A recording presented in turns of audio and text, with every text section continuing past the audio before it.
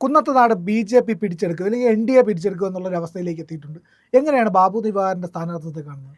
ഇന്നലെ ഞാനുണ്ടായിരുന്നു അവിടെ. ഒരു സർപ്രൈസ് ആയിരുന്നു. നമുക്ക് ആർക്കും അറിയില്ലായിരുന്നു.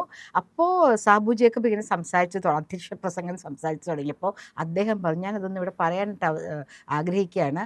അദ്ദേഹത്തിന് ഒരു വീഡിയോ ഇങ്ങനെ കണ്ടുകൊണ്ടിരിക്കുമ്പോൾ ഇദ്ദേഹം ഈ ബാബു ദിവാകരൻ കോൺഗ്രസിൻ്റെ ഒരു വലിയ എല്ലാം സമർപ്പിച്ച് പ്രവർത്തിച്ചിരുന്ന ഒരു വ്യക്തിയാണ്.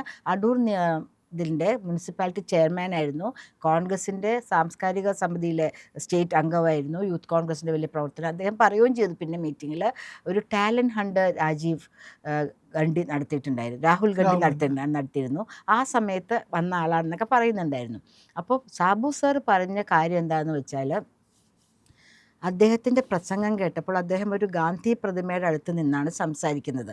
ഗാന്ധിയൻ ആദർശങ്ങളിൽ വിശ്വസിച്ച് എനിക്ക് ഇനി ഈ പാർട്ടിയിൽ തുറന്നു പോകാനായിട്ട് പറ്റിയില്ല. ഒരു സീറ്റിന് വേണ്ടിയല്ല അദ്ദേഹം സംസാരിച്ചത്. അദ്ദേഹം പറയുന്നത് കോൺഗ്രസ് പ്രസ്ഥാനത്തോട് തന്നെ അദ്ദേഹത്തിന് അവജ്ഞ തോന്നി തുടങ്ങി. അപ്പോൾ ഇനി തുറന്നു പോകുന്നതിൽ കാര്യമില്ല. ഒരു വീടിൽ ഇത്രയും വലിയ അടൂർ പോലത്തെ ഒരു മുനിസിപ്പാലിറ്റിയുടെ ചെയർമാനായിരുന്ന ആൾക്ക് 5 ലക്ഷം 6 ലക്ഷം രൂപ കൊടുത്തൊരു വീട് പോലും അദ്ദേഹം ഉണ്ടാക്കിയിട്ടില്ല. വാടക വീട്ടിൽ. അദ്ദേഹത്തിൻ്റെ പ്രസംഗം മധ്യേ പറഞ്ഞു, നമുക്കൊരു ഈ നെല്ലിൻ്റെ ഒരു എന്താ പറയുക, കറ്റ് കൊണ്ടുവരികയാണെങ്കിൽ അതിൽ നിന്ന് നെല്ല് മാത്രം നമ്മൾ എടുക്കണം, പതിര് മാറ്റി വെക്കണം എന്നാണ് കോൺഗ്രസ് പാർട്ടിയിൽ പറഞ്ഞത്. അതായത് അതിൽ നിന്ന് തന്നെ നമുക്ക് ജീവിക്കാനുള്ള സാധനങ്ങൾ നമ്മൾ നെല്ല് മാത്രം പറക്കിയെടുക്കുക, പതിര് അവിടെ മാറ്റി വയ്ക്കുക എന്നുള്ള ഇതിലാണ് അദ്ദേഹത്തിൻ്റെ പ്രസംഗം. സൂപ്പറായിരുന്നു കേട്ടോ. അപ്പോൾ സാബു സാർ പറഞ്ഞത് എന്താണെന്ന് വെച്ചാൽ, ആ പ്രസംഗം കേട്ടപ്പോൾ അദ്ദേഹത്തിന് തോന്നി എനിക്ക് ഇദ്ദേഹത്തെ ഒന്ന് കാണണം തോന്നി. അദ്ദേഹത്തിനെ വിളിച്ചു പറഞ്ഞു, ഒന്ന് ഇങ്ങോട്ട് വരാമോ എന്ന് ചോദിച്ചു. മിനിങ്ങാന്നാണ് അവിടെ എത്തിയത്. കുറേ നേരം സംസാരിച്ചപ്പോൾ അദ്ദേഹം SC വിഭാഗത്തിൽപ്പെട്ട ഒരാൾ കൂടിയാണ്. കുന്നത്താനാട് എന്ന് പറയുന്ന മണ്ഡലം SCക്കാർക്ക് വേണ്ടി സംവരണം ചെയ്ത് വെച്ചിരിക്കുക, അടൂരും അതെ സംവരണം ചെയ്ത് വെച്ചിരിക്കുന്ന സ്ഥലമാണ്. കാണണം എന്ന് പറഞ്ഞു. സംസാരിച്ച് മണിക്കൂറോളം അത് നീണ്ടുപോയി. സൂപ്പറായി പാടും കേട്ടോ, നല്ലൊരു പാട്ടുമൊക്കെ പാടി. അവിടെ കണ്ടാലൊരു സാധാരണക്കാരനായ വ്യക്തി പ്രിയൻ, ഒരു ചെറിയൊരു മേബി ഒരു 5 3 ഇഞ്ചോ 4 ഇഞ്ചോ പൊക്കം, സാധാരണ ഇത്. അദ്ദേഹം പറയുകയാണ്, ഞാൻ ഇട്ടിരിക്കുന്ന ഷർട്ടും പാൻറ്റൊക്കെ കണ്ടിട്ട് നിങ്ങൾ ഒഴുകും ഭയങ്കര ഇതാണെന്ന് വിചാരിക്കരുത്. ഞാനൊരു മുഷിഞ്ഞ ഒരു വസ്ത്രം ഇട്ടിട്ട് വന്നപ്പോൾ സാബു സാറിന് തോന്നി ഈ വസ്ത്രത്തിൽ സ്ഥാനാർത്ഥിയായിട്ട് നിന്നാൽ ശരിയാവില്ല എന്ന്. നേരെ എന്നെ ലുലുവിലേക്ക് അയച്ചു. അദ്ദേഹത്തിൻ്റെ ഭാര്യ ഇത്തിരി സുഖമില്ലാണ്ട് കിടക്കുകയാണെന്ന് സംസാരം മധ്യ ഞങ്ങൾക്ക് മനസ്സിലായി. ഈ ഷർട്ടിൻ്റെ വില കണ്ടപ്പോൾ അദ്ദേഹം പെട്ടെന്ന് കൂട്ടി, ഒരു മരുന്നിന് 160 രൂപ. എത്ര മരുന്ന് മേടിക്കാനുള്ള പൈസയാണ് ഈ ഷർട്ടിന്? സാധാരണക്കാരെ ആലോചിക്കുന്ന ഒരു കാര്യമല്ലേ, എത്ര കിലോ ചോറ് മേടിക്കാം, എത്ര കിലോ വെളിച്ചെണ്ണ മേടിക്കാം ഈ രൂപ വെച്ച്. അതാണോ ആവശ്യം, ഷർട്ടാണോ ആവശ്യം, നമ്മൾ ആലോചിച്ച് പോവില്ലേ? അതാണ് ഓരോ വാക്കിന് ആളുകൾ അദ്ദേഹത്തിൻ്റെ സംസാരം ഞാനാണ് പറയേണ്ടതെന്ന് ആലോചിച്ചത്. തനിക്ക് വേണ്ടിയാണ് അദ്ദേഹം സംസാരിക്കുന്നതെന്ന് ആലോചിച്ചാണ് കൈയൊടിച്ചുകൊണ്ടിരുന്നത്. അങ്ങനെ ആലോചിച്ചു. മുണ്ട്, പിന്നെ ഒരു നല്ല ചെരുപ്പ് മേടിച്ചു. ആ ചെരുപ്പ് എനിക്ക് ഇടാനേ തോന്നുന്നില്ല, എങ്ങനെയാണ് കാലിടുന്നത്. അതാണ് എൻ്റെ പ്ലാസ്റ്റിക് ചെരുപ്പ് ഇട്ടുകൊണ്ടാണ് വന്നിരിക്കുന്നത് എന്നൊക്കെ പറഞ്ഞ് ചെരുപ്പൊക്കെ കാലിങ്ങനെ നീട്ടി കാണിച്ചു തന്നു. അപ്പോൾ സാധാരണക്കാരൻ എങ്ങനെ സംസാരിക്കുന്നു, എങ്ങനെ പെരുമാറുന്നു എന്നുള്ള നിലയിലാണ് അദ്ദേഹം പെരുമാറിയത്. ഓരോ വാചകത്തിനും അദ്ദേഹത്തിന് കയ്യടിയായിരുന്നു. അതിനുശേഷം എല്ലാവരും പറഞ്ഞു ഇദ്ദേഹം ഗായകനാണ് എന്ന്. സാബു പറഞ്ഞിരുന്ന കാരണം ഗായകനാണെന്ന് പറഞ്ഞിട്ട് പാടണം. അദ്ദേഹം സീറ്റിലേക്ക് വരുന്ന സമയത്ത് പാടണം എന്ന് പറഞ്ഞപ്പോൾ അദ്ദേഹം പോയി പാടിയിട്ട് പറഞ്ഞു, ഈ പാട്ടിൽ ഞാൻ കോൺഗ്രസിനെ ആണ് ഉദ്ദേശിച്ചിരിക്കുന്നത്, പക്ഷേ അങ്ങനെ നിങ്ങൾക്കാർക്കും തോന്നിയിട്ടില്ലോ, ഞാനിത് പറഞ്ഞിട്ടുമില്ല എന്ന് പറഞ്ഞ് നല്ല കയ്യടിയായിരുന്നു. ഓരോ സ്ഥാനാർത്ഥികളെയും NDA സഖ്യം ഇങ്ങനെയാണ് കണ്ടുപിടിച്ചുകൊണ്ട് വരുന്നത്. അല്ലാണ്ട് എന്നാൽ ഇവിടെ ഇരിക്കട്ടെ ഞങ്ങൾക്ക് കുഴപ്പമൊന്നുമില്ല, അങ്ങനെയല്ല. ഓരോരുത്തരെയും മനസ്സിലാക്കി, അവരെ ഇൻ്റർവ്യൂ ചെയ്ത് അവരുടെ പശ്ചാത്തലം മനസ്സിലാക്കി ജനങ്ങളുടെ ഇടയിൽ നിന്ന് അവർ ഈ പാർട്ടിയിൽ വന്നാൽ നമുക്കൊരു മോശം ഉണ്ടാവുകയില്ല. കാശുണ്ടാക്കാനല്ല ഇലക്ഷൻ നിൽക്കുന്നത്. ചില പാർട്ടിയിൽ അങ്ങനെയാട്ടോ, നമുക്ക് കുറച്ച് കെട്ടിയിറക്കുന്ന കാശ് അങ്ങോട്ട് കൊടുക്കുന്നുണ്ട്. ഇപ്പം പല സ്ഥാനാർത്ഥികളെ കുറിച്ച് നമുക്ക് എല്ലാവർക്കും അറിയാം. എന്നാലും ഞാൻ ഈ അവസരത്തിൽ പേരിട്ട് പറയുന്നില്ല. കുന്നത്തുനാട് തന്നെയുള്ള പലരും കാശ് അങ്ങോട്ടേക്ക് കൊടുത്തിട്ടാണ് സ്ഥാനാർത്ഥിയായതും ജയിച്ചതെന്നും പറയുന്നുണ്ട്. ശരിയായിരിക്കാം, തെറ്റായിരിക്കും, അറിഞ്ഞുകൂടാ. അതുകൊണ്ട് പേര് ഞാൻ പറയുന്നില്ല.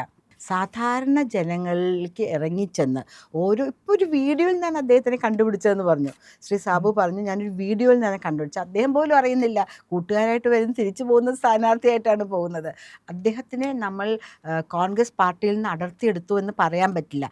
അദ്ദേഹം ഓൾറെഡി പാർട്ടിയിൽ നിന്ന് രാജിവെച്ച് ഗാന്ധി പ്രതിമയുടെ മുമ്പിൽ നിന്ന് തനിച്ചൊരു വീഡിയോ ചെയ്തത് കണ്ടിട്ടാണ് അദ്ദേഹത്തിന് എടുത്തത്. അതുപോലെ ഇന്നലെ അദാലത്തുണ്ടായിരുന്നു, മെഗാ അദാലത്ത്. നമ്മുടെ സതീശൻ്റെ കോൺസ്റ്റിറ്റ്യുവൻസി പറവൂർ വെച്ചായിരുന്നു. പ്രിയൻ ജനങ്ങൾ എവിടെ നിന്നൊക്കെ കൂടിയിരിക്കുന്നത്. ഈ പറവൂര് തന്നെ ഇദ്ദേഹം പ്രതിപക്ഷ നേതാവാണ്, എത്രയോ ടേമായിട്ട് 5 ടേമായിട്ട് അവിടുത്തെ MLA ആണ്. അപ്പം നമ്മൾ വിചാരിക്കും അവിടെ ഇനി ഒരു പ്രശ്നങ്ങളും ഇല്ലയെന്ന് വിചാരിക്കും. പ്രളയത്തിൻ്റെ സമയത്തൊക്കെ അവിടെ ഇരുന്ന് പ്രവർത്തിച്ചൊരു വ്യക്തിയാണ് ഞാൻ. 38ഓളം വീടുകൾ പല വോളണ്ടിയർ ഓർഗനൈസേഷൻ വഴി ഞാൻ തന്നെ പണിത് കൊടുത്തിട്ടുണ്ട്. എന്നിട്ട് അവിടെ പോയപ്പോൾ കാണുന്ന കാഴ്ച തികച്ചും നമുക്ക് മനസ്സിൽ വിഷമം തോന്നുന്ന കാഴ്ച. ഇതുപോലെ തന്നെയാണ് ശ്രീ പിണറായി സഖാവിൻ്റെ അവിടെ ധർമ്മടത്തും നമ്മൾ അദാലത്ത് നടത്തിയിരുന്നു. ഇന്നലെ വന്നിരുന്നത് കുര്യൻജിയും രാജീവ് ചന്ദ്രശേഖർജിയും നമ്മുടെ ഒരു സെൻട്രൽ ഗവൺമെൻറ്റിൽ മിനിസ്റ്ററായിരുന്ന വ്യക്തിയാണ്. കുര്യൻജി ഇപ്പോഴത്തെ മിനിസ്റ്ററാണ്. എന്ത് കാര്യമായിട്ടാണ് അവർ ശരിക്കും അവർ മന്ത്രിമാരുടെ ആ ഒരു പക്വതയും അല്ലെങ്കിൽ അതിൻ്റെ ഒരു വിവേകവും ഒരു വിവേചന ശക്തിയൊക്കെ ഞാനതിൽ കണ്ടു എന്നറിയാം. അപ്പോൾ ഗ്രാമീൺ സഡക്ക് യോജന എന്നൊരു പദ്ധതിയുണ്ട്. ഗ്രാമങ്ങളിലെ റോഡുകൾ വികസിപ്പിക്കാനും അതിൻ്റെ പണി പൂർത്തിയാക്കാനും അതിന് ടാറിടാനൊക്കെ ആയിട്ട്.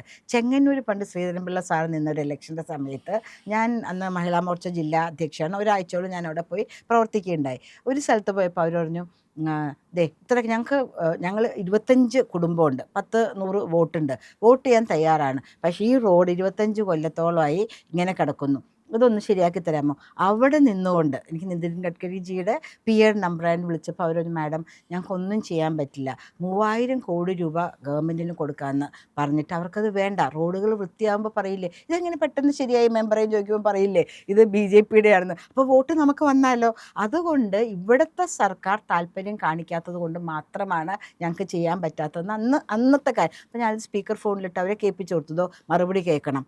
അങ്ങനെയാണല്ലേ, ഇവിടുത്തെ ആൾക്കാർ അങ്ങനെയല്ലല്ലോ പറയുന്നത്. അപ്പോൾ അവർക്ക് കുറച്ച് വിവരമുണ്ടായി. അതുപോലെ ഇന്നലെ പല കാര്യങ്ങളും പ്രിയൻ, അതുപോലെ ഏക കിടപ്പാട സംരക്ഷണ നിയമം ഞാനാണ് നടപ്പിലാക്കിയതെന്നും പറഞ്ഞിട്ട് ഇന്നലെ മന്ത്രി രാജീവ് കളമശ്ശേരിയിൽ വലിയ മീഡിയയിൽ വന്ന് ഭയങ്കര പ്രസംഗം.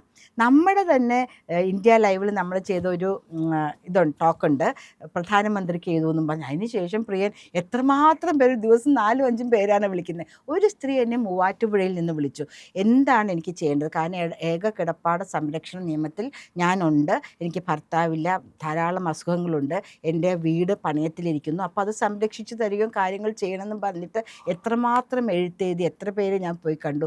ഒന്നും നടക്കുന്നില്ല. എങ്ങനെയെങ്കിലും ആ ടോക്കിൽ പറഞ്ഞ പോലെ പ്രധാനമന്ത്രിയുടെ ശ്രദ്ധയിൽപ്പെട്ട് എനിക്ക് ഒരു റോഡിലേക്ക് ഇറങ്ങാണ്ട് അല്ലെങ്കിൽ അഗതി ആശ്രമത്തിലേക്ക് പോകാണ്ടൊരു അവസ്ഥയിൽ ജീവിക്കാനുള്ളൊരു വ്യവസ്ഥ ചെയ്യണമെന്നും പറഞ്ഞ് വിളിച്ചു. അപ്പോൾ ഇവർ പറയുന്നതല്ലേ ഉള്ളൂ. ഇന്ന് രാവിലെ ഇങ്ങോട്ടേക്ക് വരുന്നതിന് മുമ്പ് നമ്മുടെ എളമക്കര എന്നൊരു സഹോദരൻ വിളിച്ചു. ഒരു സഹോദരി ഇന്നലത്തെ അദാലത്തിൽ ഞാൻ വരാൻ പറഞ്ഞിട്ട് വന്നതാണ്. 25 ലക്ഷം രൂപ അവരുടെ വൈപ്പിനിലാണ്, വീട്ടിലേക്ക് പോകാനുള്ള വഴിക്ക് വേണ്ടി ഗവൺമെൻറ് സാങ്ഷനായി. പക്ഷേ ഇവരൊരു പാർട്ടിയിലില്ല, അതുകൊണ്ട് ചെയ്യൂല. കോൺഗ്രസ് നിങ്ങൾ കമ്മ്യൂണിസ്റ്റിൽ മെമ്പർഷിപ്പ് എടുക്കുന്നേ എന്നാണ് പറയണത്. മെമ്പർഷിപ്പ് കമ്മ്യൂണിസ്റ്റ് പാർട്ടി എടുത്താൽ നിങ്ങളുടെ ശരിയാക്കി തരാം. എൻ്റെ അമ്മയ്ക്ക് പുറത്തേക്ക് ഇറങ്ങാൻ പറ്റുന്നില്ല, ഇത്തിരി രോഗിയാണ്, അവരെ കൊണ്ട് ആശുപത്രിയിൽ പോകാൻ പറ്റുന്നില്ല. അപ്പോൾ ജനങ്ങളെ എല്ലാ വിധത്തിലും ശ്വാസം മുട്ടിച്ച് ഞങ്ങളുടെ പാർട്ടിയിലേക്ക് വരികയാണെങ്കിൽ മാത്രം, അല്ലെങ്കിൽ ഞങ്ങളുടെ പാർട്ടിക്ക് മാത്രം വോട്ട് എന്നുള്ളൊരു നിലയിൽ കൊണ്ടെത്തിക്കുക ചെയ്യുന്നത്. ഇന്ന് രാവിലെ ഒരു സംഭാഷണം മധ്യേ ആരോ പറയണ്ടായി, കുറേ സ്ത്രീകൾക്കിപ്പോൾ 65 ലക്ഷം പേർക്കോളം ഇവരൊരു ക്ഷേമ പെൻഷൻ കൊടുത്തിട്ടുണ്ട്. ഇതിപ്പോൾ തീരും, ഇന്നിപ്പോൾ 29-ാം തീയതി ഇലക്ഷൻ കഴിഞ്ഞാൽ പിന്നെ അത് ഇംപ്ലിമെൻ്റ് ചെയ്യോ വേണ്ടയോ നമുക്കറിയില്ല. അതുപോലെ പെൻഷൻ പറ്റാൻ പോകുന്നവർക്ക് വളരെ റിലീഫായിട്ട് 4-5 വർഷം കൂടെ അവരുടെ കാലാവധി പ്രായപരിധി ഉയർത്താൻ പോകുന്നു. അപ്പോൾ അവരുടെയൊക്കെ വോട്ട് ആർക്ക് പോകും? കൃത്യമായിട്ടും കറക്റ്റായിട്ടും ജനങ്ങളുടെ മനസ്സിലേക്ക് എന്തെങ്കിലും കുറച്ച് നേരത്തേക്ക് ഇതൊക്കെ വരും നമ്മൾ വിചാരിക്കും, പാവപ്പെട്ട സ്ത്രീകളല്ലേ, ഇത് കഴിഞ്ഞാൽ കിട്ടില്ല എന്ന് അവർക്ക് അറിയില്ലല്ലോ. ഇങ്ങനെ ഓരോ കാര്യങ്ങൾ ഇവർ കൊണ്ടുവരികയാണ്. പക്ഷേ NDA സർക്കാർ അങ്ങനെയല്ല. NDA സർക്കാർ പറഞ്ഞാൽ അത് പ്രവർത്തിച്ചിരിക്കും, ജനങ്ങളോടൊപ്പം ചേർന്ന് നിൽക്കും. ഇന്നലെ ആ അദാലത്തിൽ കണ്ട ഓരോ കാര്യങ്ങളും അത് പ്രായോഗികമാക്കുമെന്നുള്ളതാണ് അതിൻ്റെ സത്യം. രാജീവ്ജി ഇന്നലെ ഒരു കൂട്ടരോട് പറയുന്നുണ്ടായിരുന്നു, ഈ പ്രശ്നമല്ലേ, കൂടെ അദ്ദേഹത്തിൻ്റെ PA വിനോദ് ഇരിക്കുന്നുണ്ട്, ഒന്ന് നിതിൻ ഗഡ്കരി ജിയുടെ ഓഫീസിലേക്ക് ഒന്ന് വിളിക്കൂ. മുമ്പിലിരുന്നാണ് സംസാരിക്കുന്നത്. പലരുടെയും പറവൂരൊക്കെ, ഞാൻ കുഞ്ഞായിരിക്കും, പറവൂരുകാരിയാണ്, വന്ന പ്രോജക്റ്റുകൾ ഇപ്പോഴാണ് അത് ഇംപ്ലിമെൻ്റ് ചെയ്ത് പോകുന്നത്. നാഷണൽ ഹൈവേ കാര്യങ്ങളൊക്കെ 10-50 വർഷങ്ങൾ ആയിട്ട് കിടക്കുന്ന കാര്യങ്ങളാണ്. ചിലർക്ക് അണ്ടർപാസ് വേണം, ചിലർക്ക് ഓവർപാസ് വേണം. ഇന്നലെ ഞങ്ങളൊരു വയ്യാത്ത കുട്ടികളെ പഠിപ്പിക്കുന്നൊരു ആശ്രമം അവിടെ പോയിട്ടുണ്ടായിരുന്നു. അവിടെ ചെന്ന് കഴിഞ്ഞപ്പോൾ അവർക്കൊരു അണ്ടർപാസിൻ്റെ ആവശ്യമുണ്ട്, മുകളിൽ കൂടി ഇത് പോകുന്നുണ്ട്. ഉടനെ അദ്ദേഹം വിളിക്കുകയാണ്, കാണിക്കാൻ വേണ്ടിയല്ല, ജനങ്ങളെ ചേർത്ത് നിൽക്കും, ജനങ്ങളോട് ചേർന്ന് പ്രവർത്തിക്കും, ജനങ്ങളുടെ നന്മ മാത്രം ആഗ്രഹിക്കുന്ന ഒരു പാർട്ടിക്ക് മാത്രമേ ആ മിനിറ്റിൽ വിളിക്കാൻ പറ്റുള്ളൂ. അതെ. ശരിയല്ലേ? അതുപോലെ അവിടെ ഒരു സിസ്റ്റമാറ്റിക് ആയിട്ടുള്ള മിനിസ്റ്ററുടെ ഓഫീസ് ഉള്ളത് കൊണ്ട് അവിടെ വിളിച്ചു കഴിഞ്ഞാൽ സാധാരണഗതിയിൽ നമ്മളിപ്പോൾ കേരളത്തിലെ ഏതെങ്കിലും മന്ത്രിയുടെ ഓഫീസിൽ വിളിച്ചു കഴിഞ്ഞാൽ കാര്യം നടക്കും? ഇല്ല. നടക്കില്ല. മൂവാറ്റുപുഴയിൽ വിളിച്ച ആ ചേച്ചി ഇന്നലെ ഞാൻ കണ്ടതാണ്, രാജീവ് വന്ന് ഞാൻ കൊണ്ടുവന്നു ഏക വീട് സംരക്ഷണം. പി രാജീവ് കളമശ്ശേരി എന്നുള്ള മന്ത്രിയാണ്, നിയമമന്ത്രിയും കൂടിയാണ്. അദ്ദേഹം പറഞ്ഞു ഞാൻ നിയമമന്ത്രിയും കൂടിയാണ്, അതുകൊണ്ടാണ് ഞാൻ നിയമമാക്കിയാൽ പോരല്ലോ, അത് ഇംപ്ലിമെന്റ് ചെയ്യണ്ടേ. ഒരു ചേച്ചി എൻ്റെ ഓഫീസ് കണ്ടുപിടിച്ച് മൂവാറ്റുപുഴയിൽ നിന്ന് വന്നിരിക്കണമെങ്കിൽ അവർക്ക് ഈ ഗവൺമെന്റിൽ നിന്ന് ഒരു സഹായവും കിട്ടുന്നില്ല എന്നല്ലേ മനസ്സിലാക്കേണ്ടത്. എന്നാൽ BJPയോടൊപ്പം വരികയാണെങ്കിൽ, NDAയുടെ കൂടെ വരികയാണെങ്കിൽ, വരണ്ട, നമ്മുടെ കൂടെ വരുമൊന്നും വേണ്ട, പ്രശ്നങ്ങൾ അവതരിപ്പിക്കുകയാണെങ്കിൽ അതിന് തക്കതായ പരിഹാരം കിട്ടുമെന്ന് ഉറപ്പുള്ളത് കൊണ്ടല്ലേ അവര്. തീർച്ചയായിട്ടും. അപ്പൊ നമ്മൾക്ക് സിസ്റ്റമാറ്റിക് ആയിട്ട് പ്രവർത്തിക്കുന്ന ഒരു മന്ത്രി ഓഫീസുകളുണ്ട്, സഹമന്ത്രി ഓഫീസുകളുണ്ട്. ഇതെല്ലാത്തിനും പുറമെ പ്രധാനമന്ത്രിയുടെ ഓഫീസ് ഉണ്ട്, ഹെൽപ്പ് ഡെസ്കുകൾ ഉണ്ട്. അതുണ്ടല്ലോ, പ്രധാനമന്ത്രിയുടെ ഓഫീസിലേക്ക് വിളിച്ച് നമുക്ക് ഉത്തരം വ്യക്തമായിട്ടും കൃത്യമായിട്ടും കിട്ടുന്നുള്ള ഉറപ്പാണ്. എല്ലാ ഹെൽപ്പ് ഡെസ്കുകളും ഉണ്ട്, എല്ലാ ഹെഡ് ക്വാർട്ടേഴ്സിലും. ഇപ്പോൾ എറണാകുളത്തിൻ്റെ ആണെങ്കിൽ ഇവിടെ നമ്മുടെ പള്ളിമുക്കിൽ മെഡിക്കൽ ട്രസ്റ്റിൻ്റെ ഓപ്പോസിറ്റാണ് സിറ്റിയുടെ. അതുപോലെ ആലുവയുടെ ആണെങ്കിൽ പാസ്പോർട്ട് ഓഫീസിൻ്റെ അടുത്താണ്. എല്ലാ 30 ജില്ലകളുണ്ട്, സംഘടനാ ജില്ലകളുണ്ട്. അവിടെ എല്ലാ സ്ഥലത്തും തന്നെ ഇതുണ്ട്. നമ്മളുടെ ആൾക്കാർക്ക് പോയിട്ട് അവരുടെ പരാതികളും കാര്യങ്ങളും പറഞ്ഞ് മനസ്സിലാക്കാനുള്ള ഹെൽപ്പ് ഡെസ്കുകളുണ്ട്.